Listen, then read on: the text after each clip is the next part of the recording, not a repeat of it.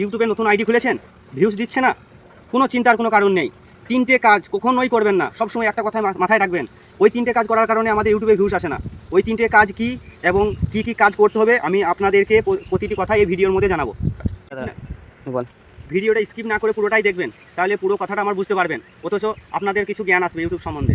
এটা শুধুমাত্র নতুন ইউটিউবারদের জন্য, কারণ নতুন ইউটিউব খুলে কোনো মতেই ভিউজ আসতে চায় না, না কোনো সাবস্ক্রাইব না কোনো ভিউজ। তার জন্য বলছি 3টে কাজ হলো কি, একটা প্রথম নম্বর কাজ হলো আমরা যেই ভিডিওটা আপলোড করি সেই ভিডিওটা পুরো টাইটেলটা ভিডিওর মধ্যে লিখে দিই। এই কাজটা কখনো করবেন না, এই কাজটা করার কারণে আমাদের ইউটিউবে ভিউজ আসে না। আমাদের পুরো ভিডিও রাইটিংটা আমরা লিখে দেওয়ার কারণে মানুষ আমাদের ভিডিওর কাছে যখন যায় পুরোটাই পড়ে নেয়, পড়ে নিয়ে দেখে ভিডিওটার ভেতরে কী আছে পুরোটাই বুঝতে পারে।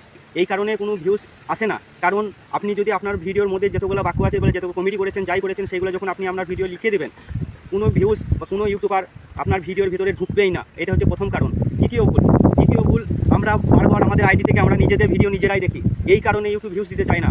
এর পেছনে একটা বড় কারণ আছে। আপনি আপনার ভিডিও কতজনের মোবাইল থেকে দেখবেন? 1 জন 2 জন 10 জন, খুব বেশি হলে 100 জন, তার বেশি কিন্তু পারবেন না। এটা আমাদের বড় ভুল।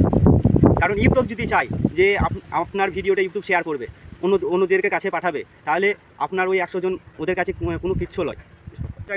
বোঝা যাচ্ছে যে আমাদের ভিডিও আমরা কখনোই নিজের আইডি থেকে দেখবো না, বা অন্যজনদের আইডি থেকে কখনোই আমরা নিজেরা দেখবো না।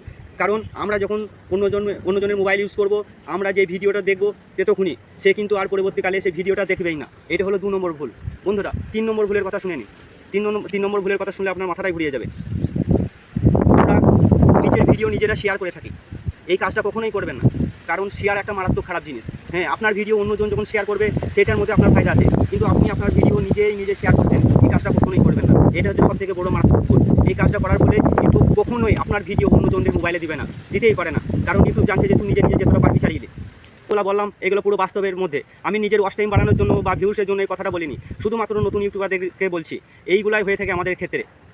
বাস্তবে যেটা চলছে সেটাই বললাম। আমরা তো নিজেরা আইডি খুলে অনেক কিছু করি, পুরো টাইটেল লিখে দিই, নিজের ভিডিও নিজে দেখে নিই, নিজের ভিডিও নিজেরা শেয়ার করি।